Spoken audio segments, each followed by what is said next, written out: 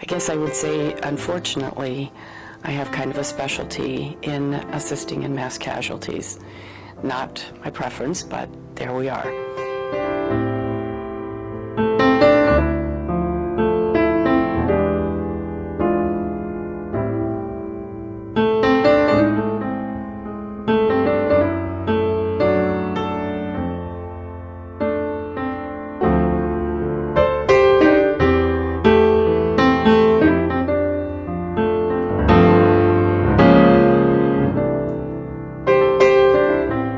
I was asked to be the health service lead in the Family Assistance Center.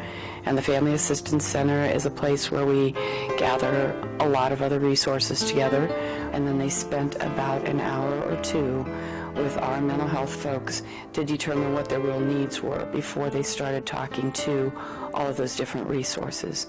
And that person from mental health then accompanied them kind of like a buddy throughout the day.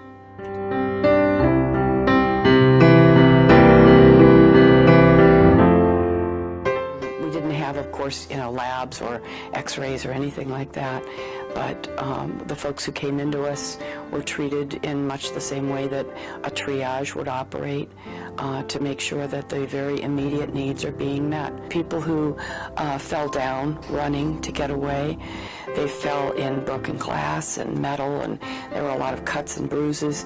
They fell, and some were trampled when they fell, and so they had bruising from that.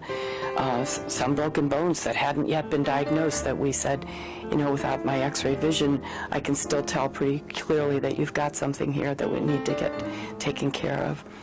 We wrapped some ankles that were swollen and they hadn't gotten an ace bandage yet. Gave them some exercises, suggestions on things that they could do to relieve some muscle strain. Gave some massages to relieve some tension while they were sitting there talking to us. And above all, I think we gave hugs. We gave a lot of hugs. That was kind of our mandate at our table, is that no one was getting up from that table without a hug. And every time we offered a hug, boy, they took it. They were so grateful to put their arms around someone, to feel that closeness, to know that they were safe and protected, and that someone cared about them again.